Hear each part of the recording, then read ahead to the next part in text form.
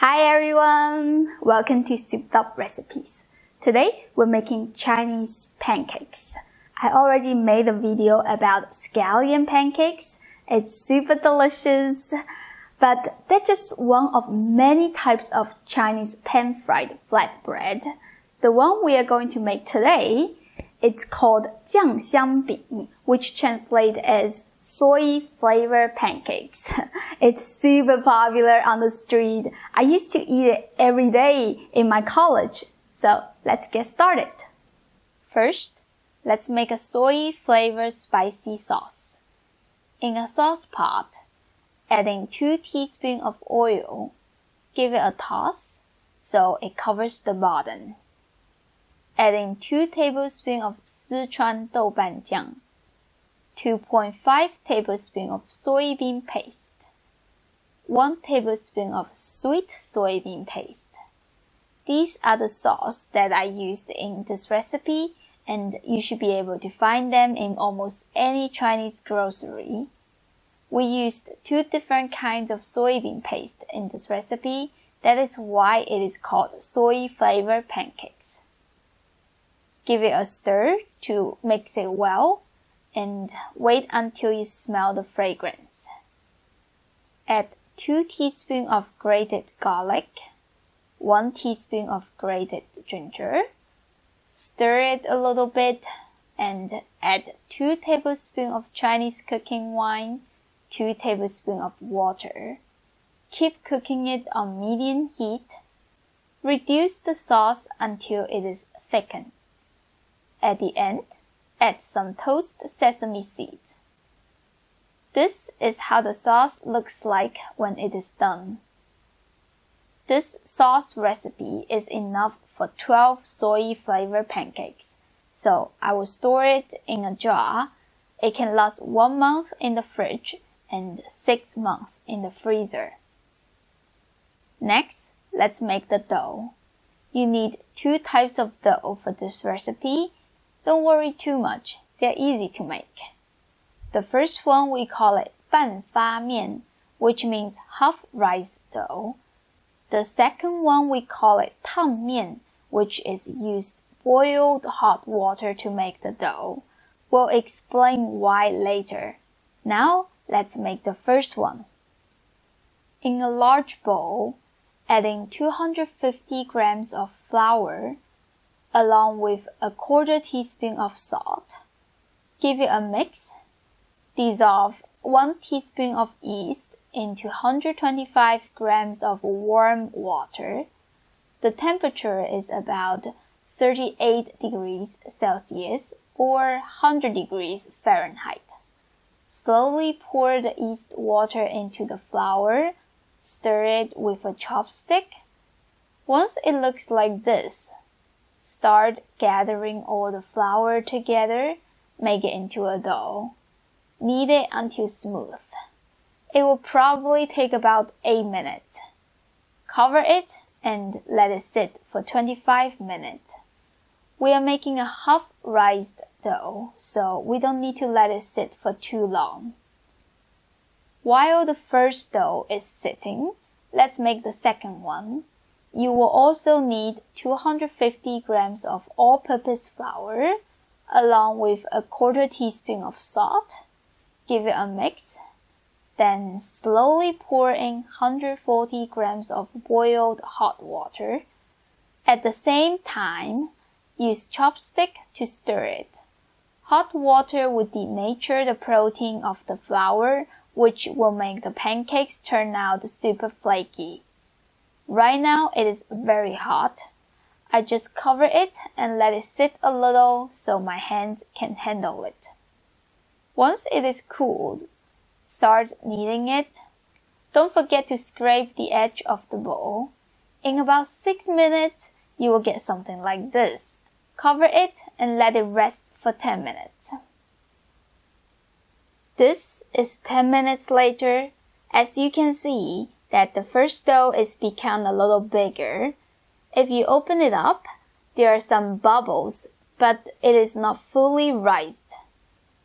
You just combine these 2 pieces of dough together, Half raised dough will give your pancakes the soft middle layer, and the hot water dough will give your pancakes the crispy outside layer. By putting them together, the pancakes will turn out with a great texture. In about 5 minutes kneading, you will get something like this. Cover it and let it sit for 5 minutes. During this 5 minutes, let's make an oil flour mixture, which we call it 油酥. You will need 1.5 tablespoons of all-purpose flour and 1.5 tablespoons of vegetable oil. Mix it until you don't see any lumps. That's it. This is what makes your pancakes have so many layers.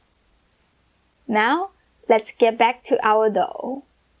Roll it a little bit, then roughly divide it into 6 pieces. You can cut it with a knife. I am doing it by hand because it doesn't need to be super even. Take one piece. Cover the rest so they don't dry out. Flatten it by your hand and roll it into a round shape. Once you get it into 6 to 7 inches across, do a cut like this.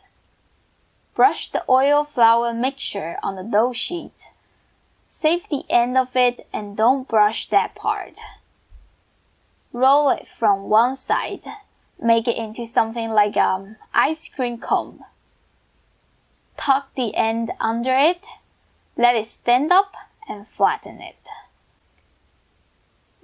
Then you just do the same thing and finish the rest of them. This is the last one we did, and we're gonna start next step by using the first one, so most of the dough sits for almost same amount of time. Flatten it with your hand. Roll it into a thin piece. The size should be about 6 to 7 inches across, like this. Now you can pan fry it.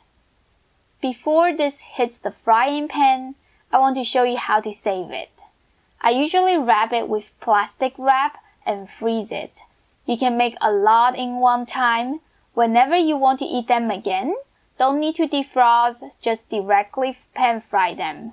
It will take a bit longer to cook compared to the fresh pancakes. Add some oil in the pan. Give it a toss so the oil covers the bottom. Place in the pancake.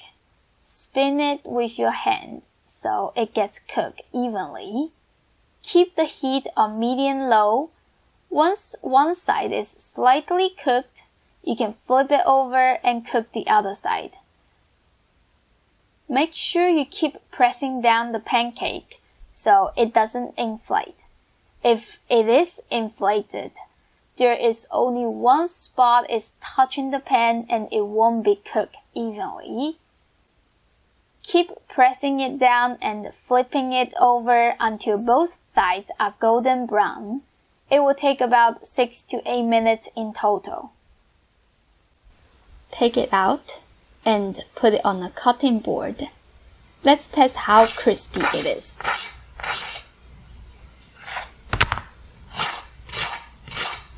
That sounds so good. Brush the soy flavored spicy sauce we just made. Make sure you get every spot. Sprinkle some spring onion and cut it into the size you like. Look at that. It's so nice. Let's give it a try.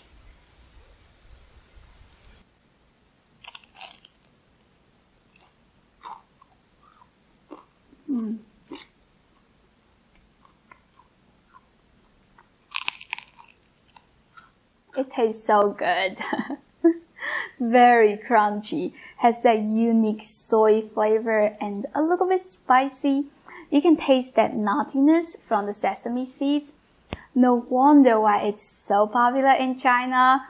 I know this recipe does seem like too much work to make it at home, but you can double or triple the recipe and save it in the freezer. The result just tastes so good. Trust me, it is definitely worth of trying. So I hope you give this a try soon. If you did, leave me a comment and let me know how it went. As always, you can check the description for the written down recipe, and please give me a thumbs up. If you like Chinese food, subscribe to my channel and hit that notification bell so you don't miss any episode. If you want to know more about me or support me, check out my Patreon link. It's right there. And I'll see you next time. Bye!